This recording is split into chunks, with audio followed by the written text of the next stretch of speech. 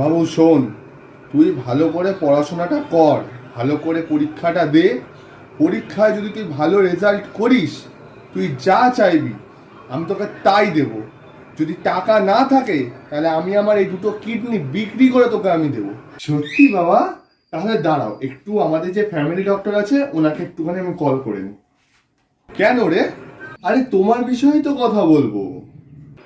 সত্যি ছেলেটা কত ভাবে আমার বিষয়ে, আমি যে কেন ওকে এত বকাঝকা করি। হ্যালো, হ্যাঁ ডক্টর আঙ্কেল, দেখো না বাবা আবার বিড়ি খাচ্ছে। বলো তো, এতে কিডনি লাংস খারাপ হয়ে যাবে তো বলো? এমন ভালো ছেলে যেন সবার ঘরে ঘরে হয়। আরে বাবা আসলে দুটো কিডনি বিক্রি করবে এবারে। এই সমস্ত কিছু খেলে কিডনিটা তো ড্যামেজ হয়ে যাবে, তখন তো ভালো দামও পাওয়া যাবে না। তো ওর জন্য। আর তুমি দেখো তো যদি কেউ বাবা দুটো কিডনি নেয়, কারণ বাবা আমার পরীক্ষার পরেই বাবা কিডনি দুটো বিক্রি করে দেবে।